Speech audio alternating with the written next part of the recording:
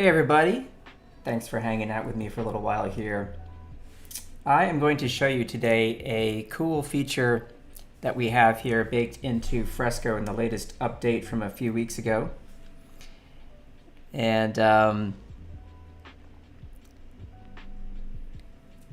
this is something that you can take full advantage of with two free apps. Fresco's free. Of course, there's a paid version. We all know that. The paid version gives you extra storage. It gives you access to 1,800 plus brushes in the Creative Cloud brush library, and so on. But the free version is a fully functioning professional illustration app with over 80 brushes you can use in the pixel category, all the vector brushes, all the live media brushes, which is our watercolors and our oils and so on. Adobe Capture is this amazing app that does all kinds of weird things and just doesn't get enough love. So let's take a look at that as well today. We're going to look at the vector shapes. What are vector shapes? Okay, let's dive right into it. So you do know that in Fresco we have vector brushes. So that means that I can draw something, right? And this line art that I'm drawing is vector art, which means that it is infinitely scalable. Okay, so if I zoom in here, you'll see no pixelization. We're at 12,800%. And there's your infinitely scalable line art. Fantastic. So if you want to do vector drawing in Fresco, you can do that in addition to using all the pixel brushes, right? Okay, so there's more to it than that, though, because with vector shapes, we can start adding to what's possible with our vector art here in Fresco. If I look at my vector shapes here, I've got things like squares, right, or rectangles that I can throw in there. And if I say I want to fill this shape, then ba-boom, that is a vector shape that I've just added to my art. Okay, and now that is, of course, in itself also infinitely scalable. But you don't just want to be adding squares and circles and various polygons, okay? There are other things you're going to want to do, like use custom vector shapes. Where do these custom shapes come from? Well, you know that you can sign up and have a free Creative Cloud Adobe account, right? All you do is you go and sign up for an Adobe ID, and what that gives you then is access to the ability to use libraries, which are these things that you build for yourself, and they can be shapes, and they can be brushes, and they can be all kinds of things, color palettes, that if you were to sign in with your Adobe ID on somebody else's machine halfway around the world, your libraries would remain intact, and you'd be able to access those libraries and access your custom shapes and your colors and your brushes and everything else that you've saved in those libraries. What that means for vector shapes here in Fresco is this. I can take a photograph of something, I can create a vector shape in Capture in just a few seconds, and then I can import that vector shape into Fresco and play around with it. So that's what we're going to do today. So I'll hide this layer, make a new layer, and I'm just going to pop over to my photos here. And in my recent photos, I have this photo that I took of a teacup. Okay, nothing too fancy. I just placed it on top of a black binder so there'd be some contrast. Now, with this photograph, I'm going to pop over to Adobe Capture right here. And when I open Capture, I want to go into the Shapes category. All right, that's up here at the top. And then I'm going to add a shape. And at the bottom, you'll notice there is a little blue bar that has a plus sign and a camera. If I tap on the plus sign, I say Import Image from my camera roll. And that's going to go to all photos. And there is that teacup. Now, when I add it, immediately I am working with a vector shape that I can play with the contrast, okay, to get where I want. I can invert the shape like this, so reverse the black and white. This is closer to what I want to do today. All right, so I'm going to say, oh, how much do I want to play with this? Now there's even a magic wand feature on the left, which will do some automatic smoothing and cleaning to this vector shape. So if I think this looks pretty good, right, I could again play with the contrast as much as I want. I like this. I like that. I could save as many versions of this as I want. But for today, I think I'm going to go for like a higher contrast thing with a bit of line art, something along the lines of this. And I just say, okay. Now look, we have even more options here. I could do some drawing if I want on this shape. So I can add a little bit of line work there. I can, of course, reduce the size of the brush, right? But let's just get rid of those, because what I do want to do, just cancel out of that, is I do want to do some smoothing. So if I tap smooth, I can just say smoothing on, and look what it does. It's going to do some vector smoothing for me there in just a matter of seconds. Really clean up that shape. And then I say save. Now I have this category in my libraries, drawings vectorized, right? These are drawings that I've created instantly in Capture from photography, my own photography, right? So I just name this, put this down for a moment, teacup. Here we go. Teacup. And done, and I save it. Okay, and look, it pops it right there into my drawings vectorized library. Now, when I go back to Adobe Fresco, it will have updated my libraries, right? And I'll be able to take this shape, bring it into my illustration, and play around with it. So why don't we do that? Pop over here. Back in Fresco. Now when I open our vector shapes menu here, the first thing it does is it pops up whatever I most recently used. But look, if I tap and hold, I can leave basic shapes, and you'll see here underneath it says library shapes, and there is drawings vectorized as a category. And you'll notice in the top left corner, bam, there is that teacup. Now, once I tap on that, it places it on my canvas, right? I can, of course, size it up. Remember, this is a vector shape. You can scale it as big or as small as you want, and you're not going to have any pixelization, no problems with fuzziness, right? And I'm going to place it right there, and when I'm done, I have the option to fill the line work that I see. I could also make a selection of it if I want. I could make a mask out of it, or I could use this shape to erase out of a drawing that I've currently made, okay? I'm going to choose fill, and I'm going to choose vector, right? So it's nice and clean. And let's take a look at this thing. Perfecto. Now, I could leave it as is, or I can start using my vector brushes to start drawing and do some more work with this, right? So I think that's what I'll do. So I'm just going to add a nice outline here, following along this contour, because it's going to give me the option to use that nice vector fill to come in with some color. So look at this.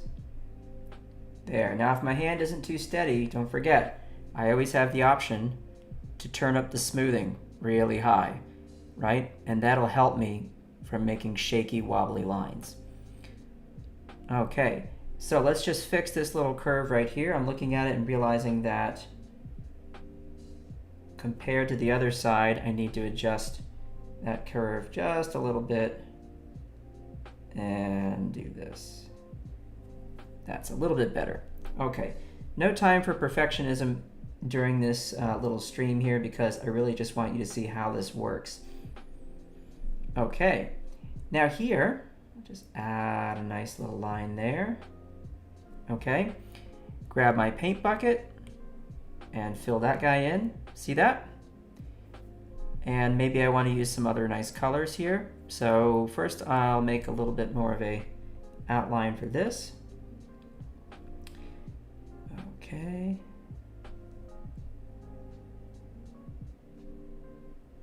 Now let's think of some other applications for this. I'm just making a simple demonstration with a teacup. But let's say you're doing a comic, right? And you want to have some really beautiful cityscape in the background in one of your scenes. So you take a photograph of a cityscape, you know, use something that's royalty free, or take something of your own if you wish, right? And just make a vector shape out of it, do a little bit of editing, bam, pop it in the background, and you have saved yourself hours of rendering and drawing by adding that little background in there. And of course, there are many other applications for this as well. So now I'm just playing around and doing some design work with my drawing, right? And I say, okay, that looks pretty nice. Maybe I'll come over here and do some little separations. So based on what was in the photograph, I'm just kind of creating my own version of this pattern, right? And I have a great starting point. So that looks kind of nice. Alrighty. Connect these maybe. Okay. And maybe one more shape over there. I like how this looks, and I'm just going to separate that. Okay. And there's a nice design on this cup. So it's a little different from what was photographed, and that's the point, right? Gave me a nice starting point. Alrighty, why don't we put some color in there? So let's grab a nice pink, throw that in there. I like that. And then we'll grab sort of a lemony yellow. We'll add that there, and maybe there, and there. That's kind of pretty. And maybe I will then add a nice kind of a blue-green color here. I'm going to leave some white in this as well, because I think that'd be kind of pretty. Okay, and we'll do a little touch there, a little touch there. Okay, and then I like what I've got here. I'll create another layer, and then we'll just have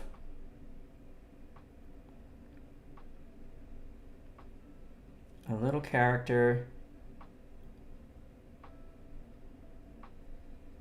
leaning out of our teacup.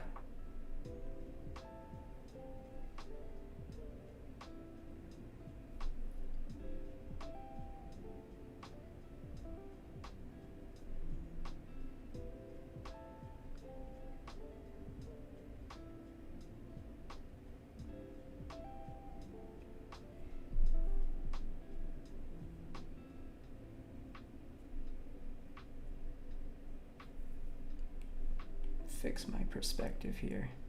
There we go.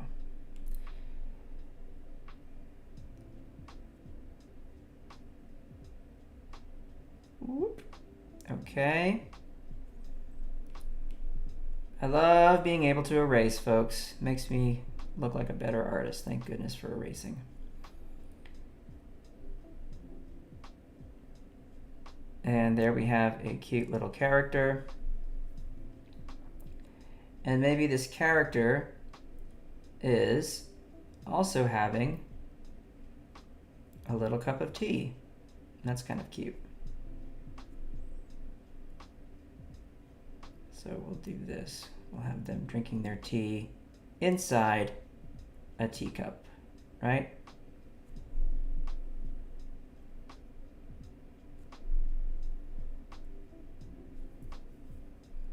Voila.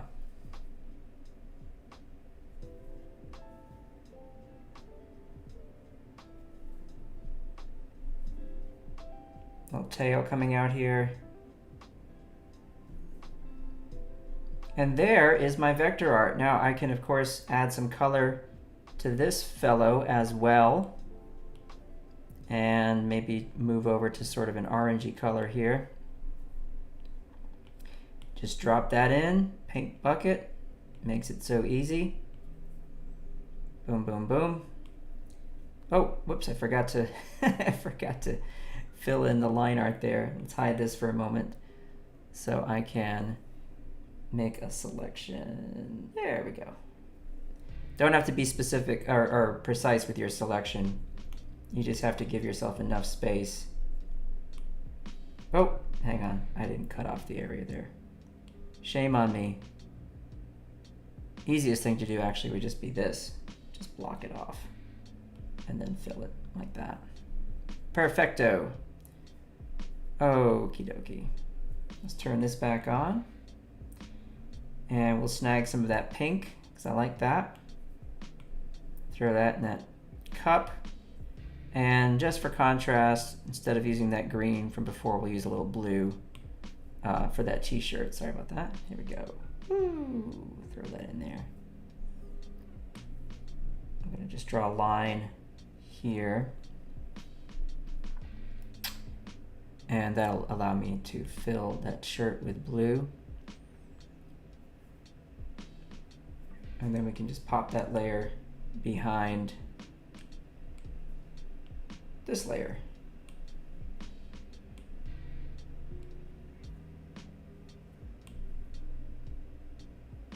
Like so. And erase that away. Voila!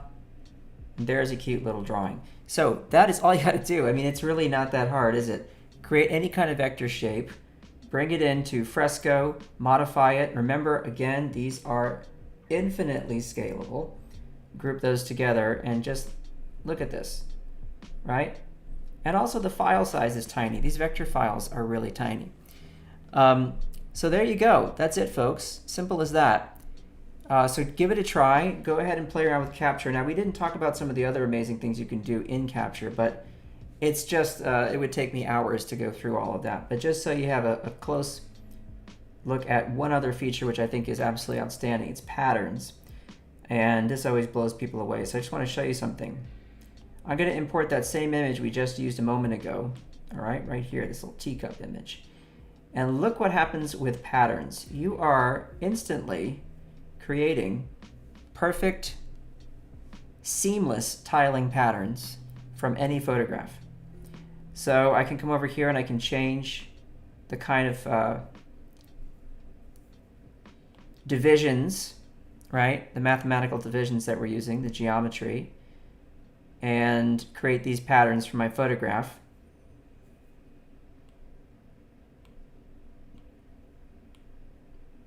Beautiful. You also have the option to work in grayscale or black and white. So for those of you who are pattern designers or work with pattern a lot, this is a really amazing thing. And if I wanted to, I could simply turn the camera on and point it in any direction and see my patterns changing in real time until I get what I like. And if you're happy with something, you can always say okay, and you can zoom. Look at this. I can change the pattern on the fly. Truly amazing. I can rotate it. That's so fun. And sure enough, when I'm ready to save this, it will give me several options. I can save the pattern as a bitmap, but I can also save the image to bring into Photoshop and use as a seamless tiling pattern or texture, right? For creating brushes or halftone brushes or whatever else you need. So another pretty fantastic thing. Capture is really one of those apps that's kind of magical that people just haven't discovered. I believe it also works for Android phones, not just iPhones. So give it a look. Anyway, thanks for hanging out. Thanks for watching. If you have any questions, you know where to find me. Just go to Twitter and @KyleTWebster. I'm very responsive on Twitter, and I can help you out with anything there that you might need some help with. Okay? All right, everybody take care, and I'll talk to you again soon.